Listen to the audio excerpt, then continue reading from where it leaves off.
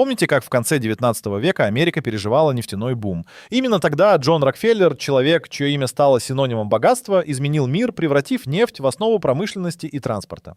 Разве не удивительно, как его компания Standard Oil в конце концов контролировала более 90% нефтяного рынка США? Рокфеллер не просто стал первым долларовым миллиардером, он продемонстрировал, как стратегическое мышление и жесткое ведение бизнеса могут кардинально изменить мировой порядок. Такие примеры вдохновляют сегодняшних предпринимателей, но интересно, что Джон Рокфеллер был не единственным пионером, чьи идеи и настойчивость привели к новым индустриям и техническим революциям. Погрузимся в мир бизнеса, чтобы раскрыть секреты его успеха и узнать, как его методы до сих пор влияют на предпринимателей по всему миру. Все это только начало нашего захватывающего погружения в истории великих новаторов, и впереди пришествие к новой эре производства, возглавленной не менее знаковой фигурой.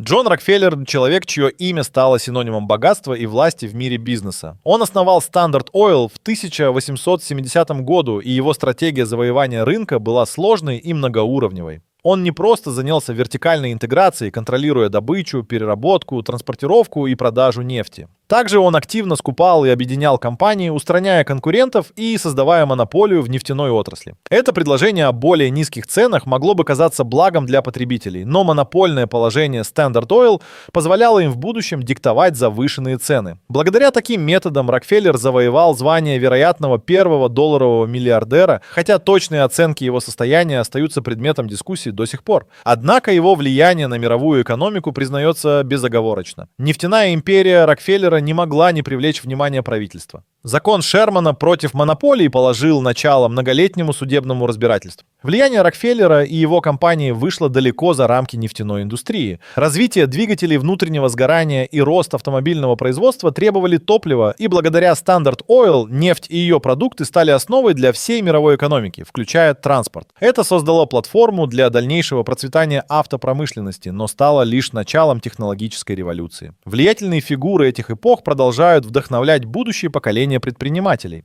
Одним из наследников этой промышленных традиций стал человек, который изменил лицо автомобильного мира, адаптировав его к массовому производству и сделав доступным для каждого. Помните, как ваши глаза загорались при виде автомобилей? Генри Форд, человек, который стоял за этим превращением, не только кардинально изменил производство автомобилей, но и сделал их доступными для каждого американца. И хотя он не изобретал сам конвейер, его усовершенствованная и внедренная конвейерная линия стала настоящей революцией. Благодаря ей время сборки автомобиля сократилось с 12 часов до каких-то 1,5. Его знаменитая Model T, также известная как Tin Lizzie, стала настоящим символом доступности, выпущенная в 15 миллионах экземпляров. Это первый автомобиль, массово производимый как в США, так и в Европе и Австралии. Важнейшим новшеством Ford выступил и в социальной ответственности. Представьте, он ввел 8-часовой рабочий день и 5 дней в неделю, а зарплату поднял до $5 в день. Это позволило его рабочим самим стать покупателями автомобилей, что укрепило и общество, и экономику. Его идеи были не только техническими, но и социальными, и они до сих пор вдохновляют предпринимателей по всему миру на внедрение инноваций. Но впереди еще более захватывающая история. Кто-то другой вскоре займет свое место, чтобы проложить новый курс в мире технологий и гаджетов.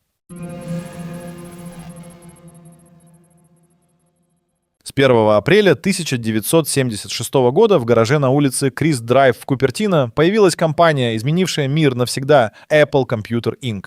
Стив Джобс, Стив Возняк и Рональд Уэйн стали ее основателями, и это трио вскоре будет ассоциироваться с началом технологической революции. Имя Apple пришло к Джобсу в голову благодаря яблоневым садам Орегона, хотя и стало источником споров с Apple Corps, компанией Beatles. Первоначальной зажигательной искрой для Apple стал компьютер Apple II. Его успех заложил основу для будущих инноваций, таких как Apple, Lisa и Macintosh, с графическим интерфейсом пользователя, вдохновленным инновациями Xerox. Эти устройства открыли жизнь за пределами командных строк, предоставив пользователям интуитивное взаимодействие с графикой. Радикальная идея на то время. Между тем, эмоциональная и технологическая сила компании возросла с появлением iMac, затем iPhone в 2007 и iPad в 2010. Каждый продукт стал более чем просто технологией. Это были культурные феномены, формировавшие новую реальность, где каждая деталь от эстетики до функциональности воплощает впечатляющий пользовательский опыт. После ухода из Apple в 1985-м Джобс основал Next, решительно ставя упор на совершенство, что в итоге привело к его триумфальному возвращению в Apple. Теперь Apple стала лидером отрасли, где дизайн и функциональность слились воедино. Хотя следующее поколение уже пишет свою историю в области транспорта и освоения космоса, наследие Стива Джобса и сегодня воздействует на миллионы, напоминая, как эволюция технологий остается соединенной с трудом необычайных визионеров. Смотрим в будущее, где новый визионер готов навсегда изменить наш мир. Однажды предприниматель из Южной Африки, известный как Илон Риф Маск, сделает то, что навсегда изменит наши представления о транспорте и космосе. Его карьера стартовала с основания Zip2, компании, предоставлявшей СМИ программное обеспечение для новостей. Спустя несколько лет настал черед XCOM, позже слившийся в PayPal. Но настоящая перезагрузка началась с Tesla Motors и SpaceX. В 2003 году в Калифорнии была основана Tesla, и Илон вошел в ее историю, став в 2004 году основным инвестором и председателем совета директоров. Tesla — это не просто компания, производящая электромобили. Это символ устойчивой энергетики. Они выпускают электромобили, солнечные панели и энергоаккумуляторы, создавая целую экосистему будущего. С другой стороны, действия SpaceX можно назвать настоящей революцией в космической сфере. В 2008 году Falcon 1 стал первой частной ракетой, успешно достигшей орбиты. Следом Falcon 9 совершил свой первый удачный полет в 2010 году. Но настоящее триумфальное событие произошло в 2020, когда SpaceX стала первой частной компанией, отправившей людей в космос с помощью Crew Dragon. Илон Маск мечтает о колонизации Марса, хотя это долгосрочная цель. В этот же момент его другие проекты, такие как Neuralink и The Boring Company, только упрочняют его репутацию инноватора. Несмотря на успехи, путь Маска был усеян трудностями. Неудачные старты ракет, финансовые кризисы и скептическое отношение индустрии. Тем не менее, он продолжает идти вперед, делая шаги в потенциале будущих открытий, когда даже книга может стать катализатором перемен в нашем повседневном мире. А кто знает, какими будут следующие открытия и кто совершит первый шаг к перевороту всей логистики покупок.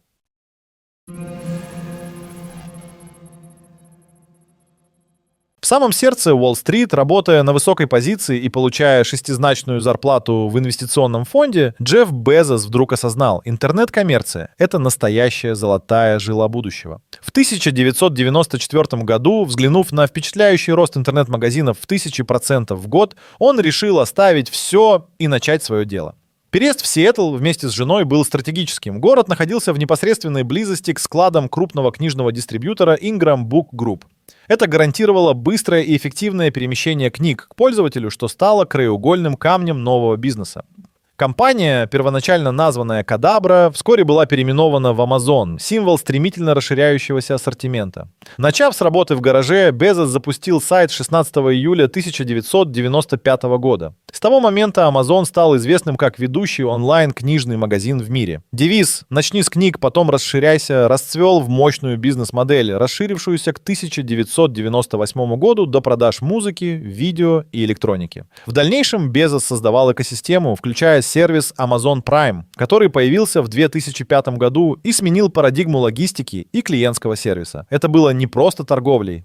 Amazon предложил удобство, разнообразие и доступные цены, став символом новых правил ритейла. История Джеффа Безоса — это пример безграничных амбиций и дальновидности одного человека, превращающих идею в многомиллиардный бизнес. В мире, где перемены неизбежны, его успех стал маяком для других инноваторов, готовых изменить наш взгляд на технологии и покупки. Остается лишь гадать, чей следующий прорыв окажется столь же значимым и влиятельным.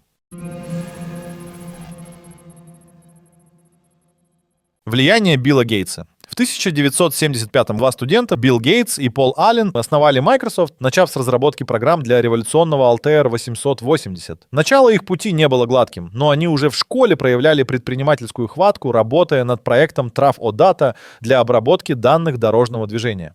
Поворотный момент наступил в 1980-м, когда Microsoft получила шанс сотрудничать с IBM. Дружеские контакты и озорной природный ум позволили приобрести QDOS у Тима Паттерсона и трансформировать ее в MS-DOS. Этот шаг стал катализатором компьютерной революции, закрепив за Microsoft статус пионеров в индустрии. Вскоре миллионы IBM совместимых компьютеров работали на MS-DOS, превращая идею персональных компьютеров в реальность. Спустя несколько лет, в 1985 году, появился Windows. Новшество на тот момент, предоставившее пользователям удобный графический интерфейс поверх MS-DOS. Хотя первые версии воспринимались скептически, со временем Windows эволюционировала в настоящую платформу, став стандартом благодаря версии 3.0 и последующим обновлениям. Билл Гейтс не только творил технологии, но и разбирался в бизнесе. Он учился в престижном Гарварде, но оставил учебу ради мечты. Позже получил почетный диплом и докторскую степень, символично завершая образ великого мыслителя. Результатом его труда стала всепроникающая экосистема из Windows. После успеха на рынке Гейтс и его жена создали фонд Билла и Мелинды Гейтс, сосредоточив внимание на глобальных гуманитарных проектах, таких как борьба с болезнями. Его путь от компьютерной революции до борьбы за благо мира вдохновляет новое поколение предпринимателей, пробивая дорогу новым инноваторам, среди которых есть мастера в инвестициях, готовые превратить их в высокоэмоциональное искусство.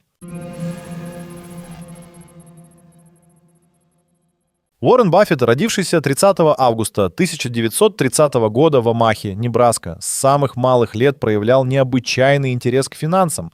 Представьте, в 6 лет он уже работал, а в 11 сделал первую покупку акций, что стало началом его удивительной финансовой карьеры. Но давайте проясним. Berkshire Hathaway, которую все знают сегодня, была не основана Баффетом, как иногда ошибочно полагают. Он создал инвестиционное партнерство под названием Buffett Associates. Berkshire Hathaway была традиционной текстильной компанией, которую он начал приобретать в 60-х и 70-х годах, превратив ее в одну из самых крупных инвестиционных корпораций в мире. Его подход к инвестициям — это искусство. Баффет известен своей стратегией ценностного инвестирования, которая заключается в поиске недооцененных акций с высоким потенциалом. Его принципы — покупать компании, которые легко понимать, и владеть активами долгие годы, избегая излишнего риска. Этот мудрый и осторожный подход создал Уоррену состояние, оцениваемое примерно в $145 миллиардов к октябрю 2024 года. Баффет, надеясь показать путь другим, публикует свои знаменитые ежегодные письма акционерам, обязательные для чтения в мире инвестиций, но, возможно, его крупнейшее наследие — это его щедрая благотворительность. Баффет взял на себя обязательство передать значительную часть своего состояния на благотворительность, изменяя жизнь миллионов людей по всему миру. Однако, как бы он ни был сосредоточен на ценностях вчерашнего дня, всегда найдутся предприниматели, которые видят будущее. И их истории могут быть не менее вдохновляющими и поучительными.